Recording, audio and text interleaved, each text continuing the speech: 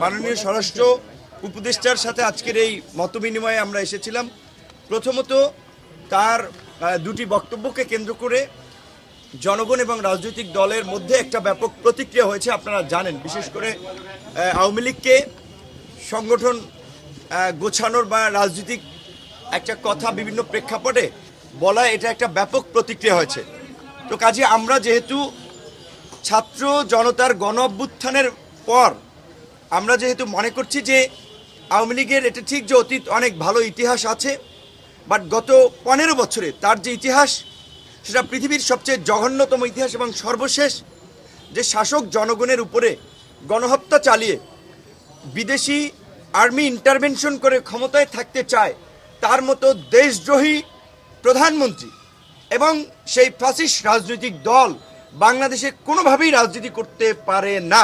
সেই জায়গা থেকে পরিষ্কারভাবেই আওয়ামী লীগকে নিষিদ্ধের দাবিতে এবং প্রধানমন্ত্রীকে দেশে ফিরিয়ে এনে বিচারের মুখোমুখি করার দাবিতে সমগ্র দেশবাসী আন্দোলন করছে, প্রতিবাদ করছে। কাজেই সেই সময় যদি সরকারের পক্ষ থেকে, যেই সরকার জনগণের ম্যান্ডেট নিয়ে, জনগণের সমর্থন নিয়ে আমরা যাদেরকে ক্ষমতায় বসিয়েছি, তারা যদি জনমতের বিপরীত কথা বলেন তাহলে একটা প্রতিক্রিয়া তৈরি হয়। আজকে এই বিষয়টা আমরা তার কাছে জানতে চেয়েছি আসলে কি, এবং বর্তমান প্রেক্ষাপটে তিনি পরিস্থিতিকে কিভাবে দেখছেন, আমাদের কাছ থেকে কি সহযোগিতা চান এবং আমরা কি চাই তার কাছে। সেখানে তিনি পরিষ্কারই বলেছেন যে আসলে তার বক্তব্য হয়তো মিসকোট হতে পারে কিংবা বিকৃতভাবে প্রচার হতে পারে, কিন্তু তিনি নিজেও একজন এই জালিম সরকারের দ্বারা ভুক্তভোগী হিসেবে আমাদের কাছে উপস্থাপন করছেন যে আপনি সেনা একজন উচ্চপদস্থ কর্মকর্তা, অনেক দিন সেনা অনুষ্ঠানে দাওয়াত পান না, রাষ্ট্রীয় অনুষ্ঠানে দাওয়াত পান না। কাজী তারা অবশ্যই এই যে গণহত্যা চালিয়েছে যে ঘাতকরা, তাদের বিচার চান এবং গণহত্যাকারীদের দৃষ্টান্তমূলক শাস্তির মাধ্যমে বাংলাদেশে যেন আর কেউ এই দুঃসাহস দেখাতে না পারে সেটি তারা নিশ্চিত করতে চান। এই একটা কনসার্নের জায়গা। পাশাপাশি বর্তমান পরিস্থিতিতে ল অ্যান্ড অর্ডার স্বাভাবিক করার জন্য বিশেষ করে পুলিশি ব্যবস্থা ফাংশন করাটা খুবই জরুরি। কিন্তু আপনারা ইতিমধ্যেই লক্ষ্য করেছেন যে পরিস্থিতি তৈরি হয়েছে, তাতে অনেক জায়গায় পুলিশ মনোবল হারাচ্ছে, অনেকে কাজে যোগদান করেনি, এবং গত 15 বছরে যেভাবে দলীয়করণ করা হয়েছে, কাজেই সেখানে যদি দলবাজদেরকে চাকরিচ্যুত না করা হয়, ব্যবস্থা না নেওয়া হয়, তাহলে কিন্তু পুলিশের মধ্যে এই অস্থিরতা চলতে থাকবে। এক পক্ষ কাজে যোগদান করবে, আরেক পক্ষ যোগ না দেওয়ার জন্য উস্কানি দেবে। এমনকি আমরা পুলিশের মনোবল বৃদ্ধির জন্য আমরা একটা প্রস্তাব করেছি যে ঝুঁকিপূর্ণ এলাকাগুলোতে পুলিশের সাথে অন্তত 10 সদস্যের একটা সেনা টিম মোতায়েন করা, একই সাথে 64 জেলায় এবং যে কয়টা থানা এবং উপজেলা আছে সমস্ত জায়গায় নতুন ওসি এবং পুলিশ সুপারকে নতুন করে নিয়োগ দেওয়া বা পদায়ন করা। কারণ হচ্ছে আমরা ইউএনওরও দাবি জানিয়েছি, সেটা জনপ্রশাসন মন্ত্রণালয় করবে, কিন্তু একই সাথে এটা আমরা সমস্ত সরকারি চাকুরিজীবী কর্মকর্তা কর্মচারীদেরকে অভয় দিতে চাই যারা এই ফ্যাসিস্ট শক্তির সহযোগী ছিলেন না, অন্যায় করেননি, তাদের কারো চাকরি যাবে না।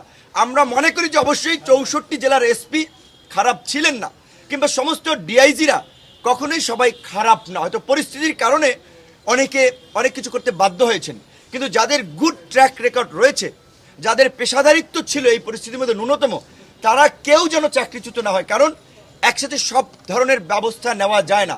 আপনারা জানেন সালমান এফ রহমানের মতো একজন স্বীকৃত ব্যাংক লুটেরা, শেয়ার বাজার কেলেঙ্কারির সাথে জড়িত মাফিয়া গ্রেপ্তার হয়েছে।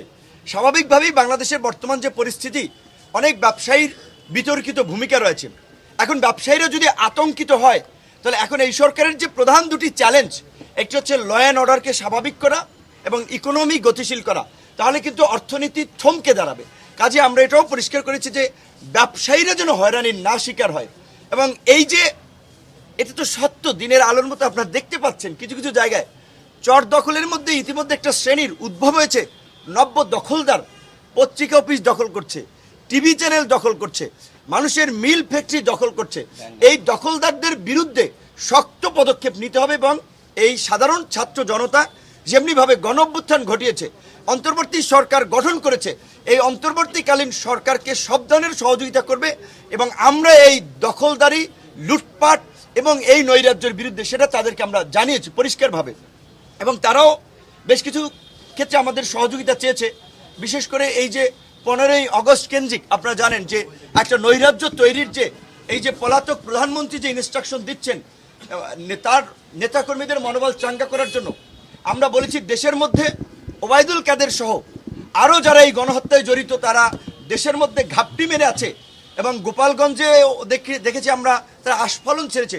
অনতিবিলম্বে তাদেরকে খুঁজে খুঁজে গ্রেপ্তার করা এবং ছাত্রলীগ যুবলীগের সন্ত্রাসীদেরকে ওবায়দুল কাদের নিজেই লেলিয়ে দিয়েছেন। কাজে এখন তাকে গ্রেপ্তার করা একটা প্রধান একটা বিষয় হয়ে দাঁড়িয়েছে।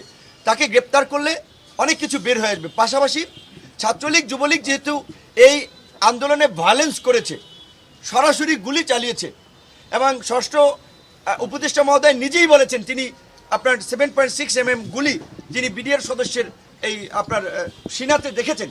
তো কাজে এই যে চিহ্নিত অস্ত্রধারী সন্ত্রাসীদেরকে অনতিবিলম্বে গ্রেপ্তার করা, সকল ধরনের অবৈধ এবং বৈধ অস্ত্র জমা নেওয়া এবং এই সন্ত্রাসী কর্মকাণ্ডের জন্য রাজনৈতিক দলকে নিষিদ্ধ, সেটা নির্বাহী আদেশ কিংবা আপনার নির্বাচন কমিশন অনেক নিয়ম নীতির মধ্যে দিয়ে হবে, কিন্তু ছাত্রলীগ যুবলীগকে সন্ত্রাসী সংগঠন হিসেবে চিহ্নিত করে স্বরাষ্ট্র মন্ত্রণালয়ে প্রজ্ঞাপন দিতে পারে, আমরা তার কাছে সেটি দাবি জানিয়েছি।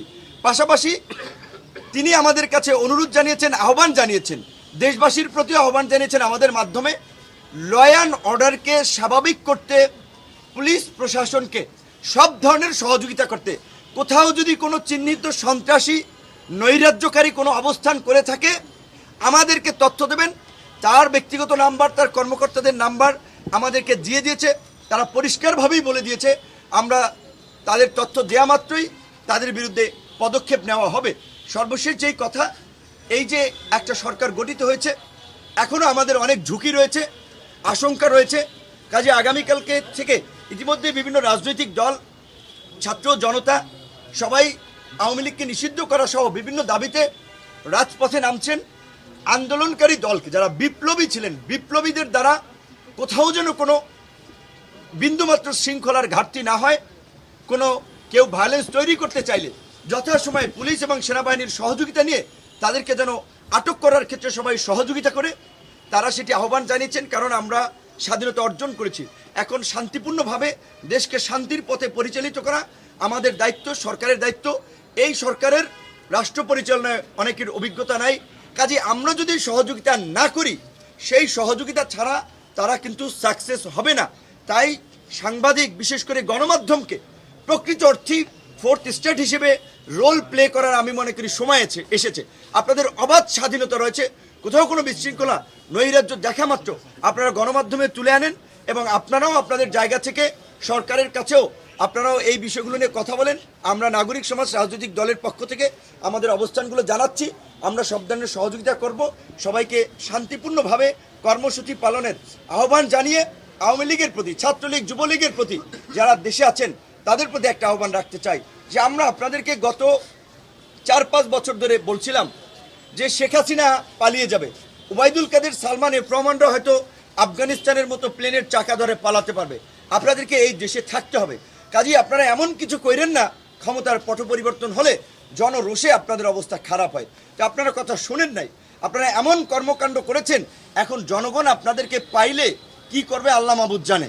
তো সেই জায়গা থেকে আপনারা এইটুকু বলবো, আপনাদের প্রধান নেত্রী পালিয়ে গিয়েছেন, আপনাদের কারো কথা ভাবেন নাই। প্রধান সেই নেত্রীর ছেলে, তিনি বলেছেন যে তিনি কোনো পার্টির কথা, দলের কথা ভাবছেন না, তিনি তার মা, তার পরিবারের কথা ভাবছেন। কাজেই আপনারা যদি কারো উস্কানিতে রাস্তায় নেমে কোনো ধরনের নৈরাজ্য এবং বিশৃঙ্খলা করেন, শেখ হাসিনা তো পালাতে পারছে, আপনারা কিন্তু পালাতে পারবেন না। একদিকে আইন শৃঙ্খলা বাহিনী, একদিকে সেনাবাহিনী, একদিকে আমরা জনগণ, বিপ্লবী ছাত্র জনতা। কাজেই কোনো ধরনের নৈরাজ্য করার দুঃসাহস আপনারা দেখাবেন না। আমরা চাই যারা আছেন ক্ষমা চেয়ে আপনারা ভালো হয়ে যান, শান্তিপূর্ণভাবে দেশে থাকেন। কোনো ধরনের বিশৃঙ্খলা করা থাকলে বিপ্লবী ছাত্র জনতা এবং সরকার মিলে আপনাদের বিরুদ্ধে ব্যবস্থা নেবে। আপনাদেরকে হুঁশিয়ার এবং সাবধান করে দিতে চাই। শেখ মুজিবুর রহমান সাহেব একজন জাতীয় নেতা ছিলেন, কাজেই তার প্রতি শ্রদ্ধা নিবেদন কিংবা তার প্রতি কারো ভালোবাসা থাকতে পারে।